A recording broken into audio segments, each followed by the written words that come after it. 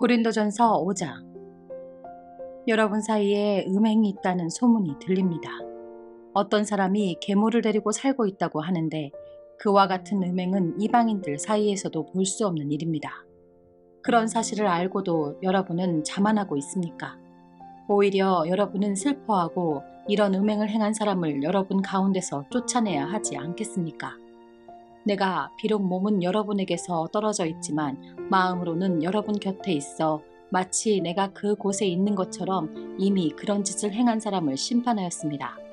여러분이 우리 주 예수님의 이름으로 함께 모이고 나의 마음이 우리 주 예수님의 권능으로 여러분과 함께 있으니 그 사람을 사탄에게 내어주어 그 사람의 죄의 본성은 멸망당하더라도 영혼은 우리 주님의 날에 구원받게 해야 할 것입니다. 여러분이 자랑하는 것은 옳지 않습니다. 적은 양의 누룩이 반죽 덩어리 전체를 부풀게 한다는 속담을 알지 못하십니까? 여러분은 새 반죽이 되기 위해 묵은 누룩을 없애버리셔야 합니다. 유월절 어린 양이신 그리스도께서 죽으셨으므로 사실 여러분은 누룩이 들어있지 않은 새 반죽이 되었습니다. 그러므로 악의와 악독으로 가득 찬 묵은 누룩이 아니라 성실함과 진리로 가득한 누룩이 들어있지 않은 빵으로 유월절을 지킵시다. 나는 이미 편지에 음행하는 사람과 사귀지 말라고 썼습니다. 내 말은 음행하거나 탐욕스럽거나 속이거나 우상 숭배하는 이 세상 사람들과 전혀 어울리지 말라는 의미가 아닙니다. 그러려면 이 세상 밖으로 나가야 합니다. 내가 지금 어울리지 말라고 쓴 것은 어떤 사람이 그리스도인이라고 말을 하면서 음행하거나 탐욕이 있거나 우상을 숭배하거나 남을 모함하거나 술에 젖어 살거나 약탈하거나 한다면 그런 사람들과 어울리지 말라는 말입니다. 그런 사람들과는 음식도 같이 먹지 말라는 것입니다. 교회 밖에 있는 사람들을 심판하는 것이 내가 상관해야 할 일입니까? 여러분들이 심판해야 할 사람들은 교회 안에서 죄를 짓는 사람들이 아닙니까? 하나님께서는 교회 밖에 있는 사람들을 심판하실 것입니다. 여러분 중에서 악한 자를 쫓아내십시오. 고린도전서 6장. 여러분 중에 어떤 사람이 다른 사람과 다툼이 있을 때 성도들에게 해결해달라고 하지 않고 왜 그것을 세상 법정에 고소하려고 합니까? 여러분은 성도들이 세상을 심판한다는 사실을 알지 못하십니까? 여러분들은 세상을 심판해야 할 사람들인데 사소한 문제도 여러분이 직접 심판할 능력이 없단 말입니까? 우리가 천사들을 심판한다는 사실을 알지 못하십니까? 하물며 이 세상의 사소한 일들이야 어떻겠습니까? 그런데 이런 일상적인 문제로 다툼이 일어날 때 여러분은 왜 교회에서 멸시하는 세상 사람들을 재판관으로 앉히는 것입니까? 나는 여러분을 부끄럽게 하려고 이 말을 하는 것입니다. 아니, 여러분 중에는 신자들 간의 문제를 해결해 줄 만큼 지혜로운 사람이 한 사람도 없단 말입니까? 여러분은 지금 신자가 다른 신자를 고소하는 것도 부족해서 하나님을 믿지 않는 사람 앞에서 재판을 받게 해야겠단 말입니까? 이렇게 여러분 사이에서 서로 고소하는 일이 발생하였다는 사실은 이미 여러분이 패배했음을 의미합니다. 이렇게 되느니 차라리 악한 일을 당하는 편이 낫지 않겠습니까? 아니면 속임을 당하는 쪽이 낫지 않겠습니까? 여러분 스스로가 불의를 행하고 속이고 있습니다. 그것도 성도들끼리 말입니다. 여러분은 불의한 자들이 하나님 나라를 기업으로 상속받지 못한다는 사실을 알지 못하십니까? 속지 마십시오. 음행하는 사람이나 우상 숭배하는 사람이나 간음하는 사람이나 남자로서 몸을 파는 사람이나 공성연애를 하는 사람이나 도적질하는 사람이나 탐욕이 가득한 사람이나 술에 젖어 사는 사람이나 모함하는 사람이나 약탈하는 자들은 하나님의 나라를 기업으로 상속받지 못할 것입니다. 여러분 중에 여기에 속한 사람들이 있었습니다. 그러나 여러분은 우리 주 예수 그리스도의 이름과 우리 하나님의 성령으로 씻음을 받고 거룩해졌으며 의롭다 함을 받았습니다. 내게는 무엇이든지 할 수 있는 자유가 있다. 이것은 여러분이 내세우는 표어입니다. 맞습니다. 하지만 모든 것이 다 유익한 것은 아닙니다. 내게는 무엇이든지 할 수 있는 자유가 있다고는 하지만 나는 어떤 것에 의해서도 제재를 받지 않을 것입니다. 음식은 배를 채우기 위해 있고 배는 음식을 먹기 위해 있다. 이것도 여러분이 내세우는 표어입니다. 그러나 하나님께서는 언젠가 이 모든 것을 필요 없게 만드실 것입니다. 우리 몸은 음행을 위해 있는 것이 아니라 주님을 위해 있으며 주님은 우리 몸을 위해 계십니다. 하나님께서 주님을 살리셨으니 그분의 능력으로 장차 우리도 살리실 것입니다. 여러분의 몸이 그리스도의 지체인 것을 알지 못하십니까? 그렇다면 내가 그리스도의 지체를 떼어 내 창녀와 한 몸으로 만들 수 있겠습니까? 그럴 수 없습니다. 창녀와 결합하는 사람은 창녀와 한 몸이 된다는 것을 알지 못하십니까? 성경에 두 사람이 한 몸이 될 것이다 라고 기록되어 있습니다. 하지만 주님과 연합하는 사람은 주님과 영적으로 하나가 됩니다. 음행을 멀리 하십시오.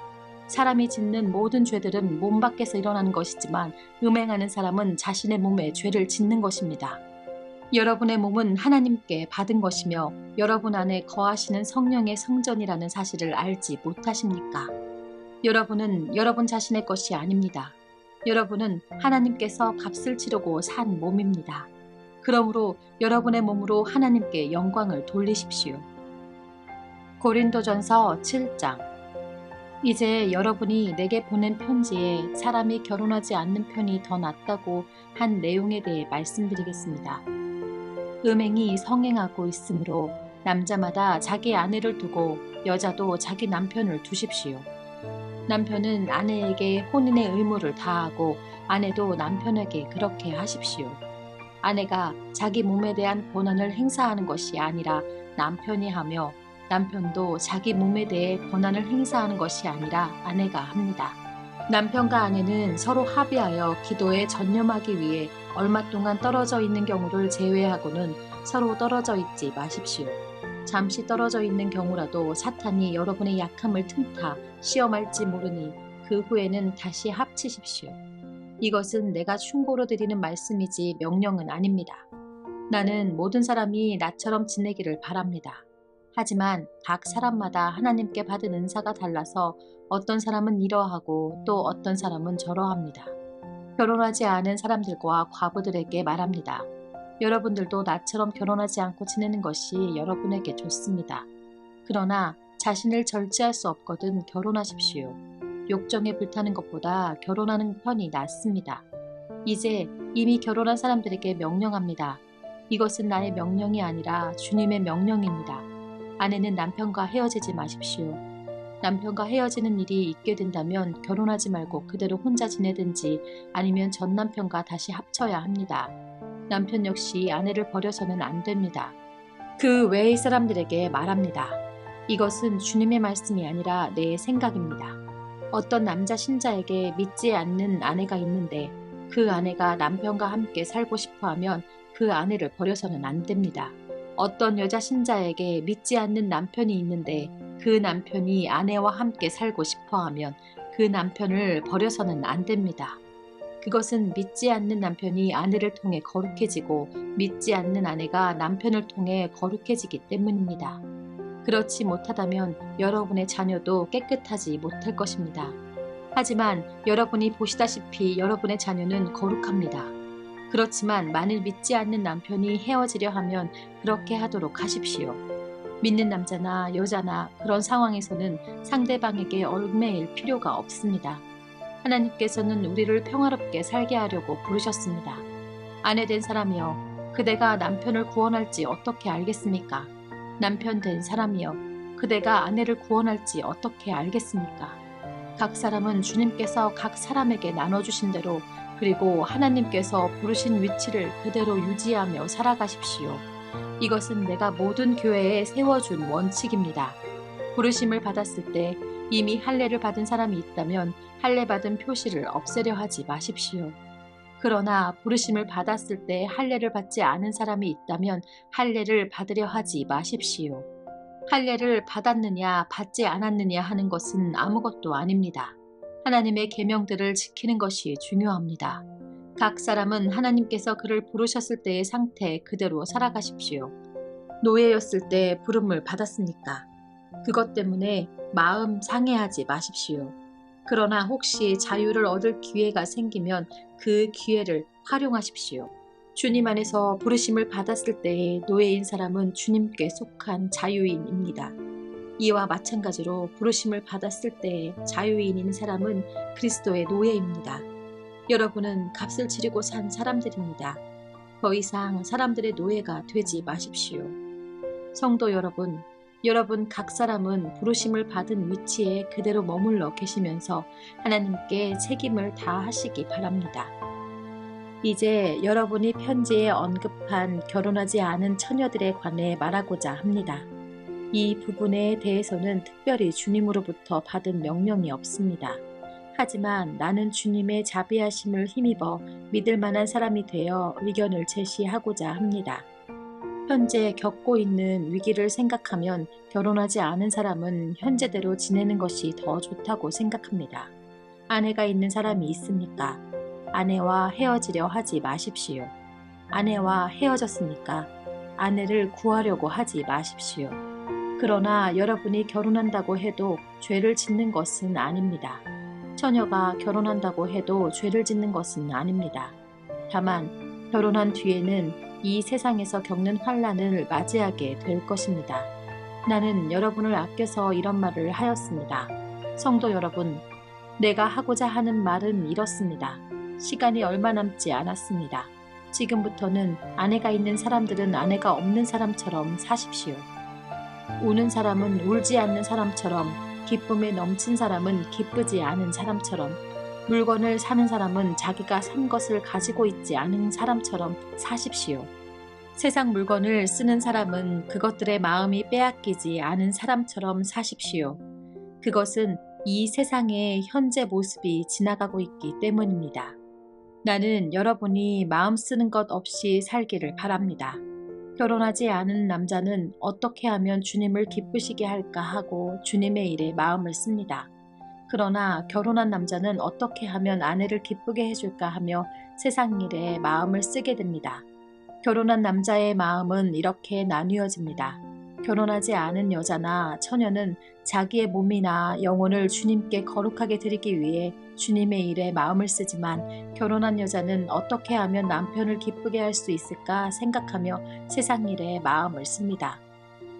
여러분 자신의 유익을 위해서 내가 이런 말을 하는 것이지 여러분을 속박하려고 그러는 것이 아닙니다. 나는 여러분이 나뉘지 않은 마음으로 자신을 주님께 드려 바르게 생활하기를 바랄 뿐입니다. 어떤 남자에게 약혼한 여자가 있는데 자기가 그 여자에게 적절하지 못하게 행동하고 있다는 생각이 들고, 더욱이 약혼녀가 혼기를 지날 만큼 나이가 들게 되어 여자와 결혼해야 할 것 같다고 판단된다면 원하는 대로 행하십시오. 죄 짓는 것이 아닙니다. 두 사람은 결혼하는 것이 좋습니다. 그러나 자기 마음에 결혼하지 않기로 굳게 결심을 하고 또 반드시 결혼을 해야 되는 것도 아니고, 자신이 욕정을 억제할 능력이 있어서 약혼한 처녀와 결혼하지 않기로 결심을 했다면 그것도 잘하는 것입니다. 그러므로 자기가 약혼한 처녀와 결혼을 하는 것도 잘하는 것이지만 결혼하지 않는 것은 더 잘하는 것입니다. 여자는 남편이 살아있는 동안에는 남편에게 매인 몸입니다. 그러나 남편이 죽으면 자기가 원하는 사람과 자유롭게 결혼할 수 있습니다. 단, 남편 될 사람은 반드시 주님을 믿는 사람이어야 합니다. 이것은 내 판단입니다만, 그런 여자는 재혼하지 않고 혼자 지내는 것이 더 행복할 것 같습니다.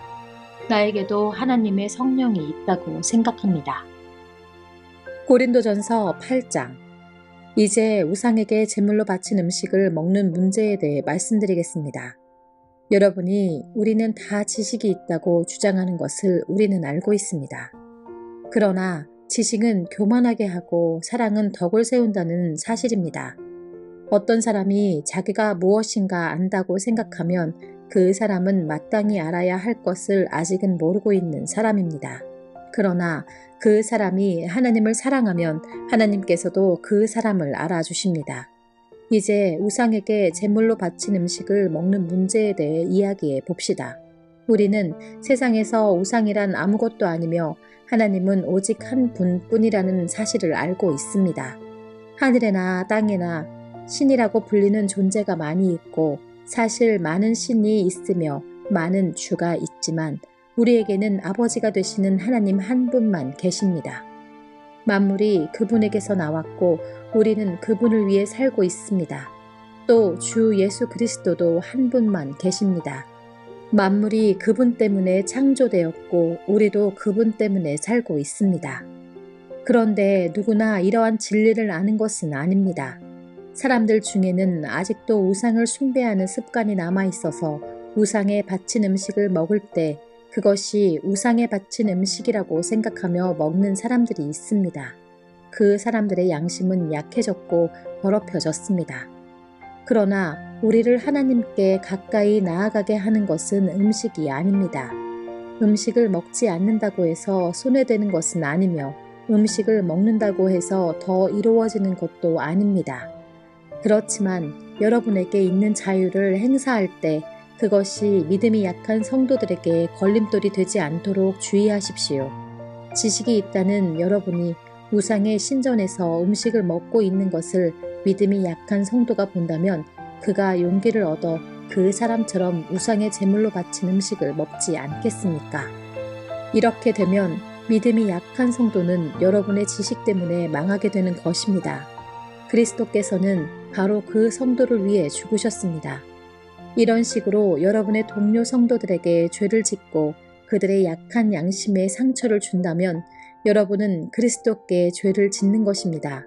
그러므로 내가 먹는 음식 때문에 내 동료 성도들이 걸려 넘어지게 되면 그 사람이 걸려 넘어지지 않도록 하기 위해 나는 평생 고기를 먹지 않을 것입니다.